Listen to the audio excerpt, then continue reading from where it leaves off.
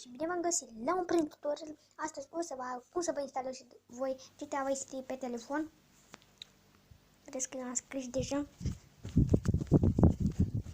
Dăm pe primul link.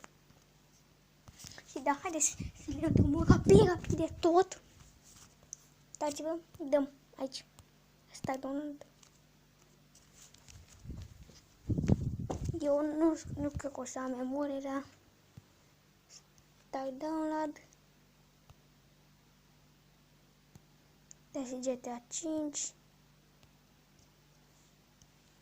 De start download. Dar eu v-am zis că nu cred că am memorie. Hai bă.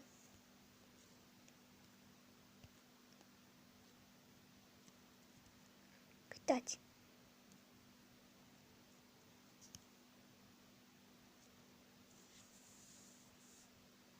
Nu o să dau pentru că l-am deja instalat.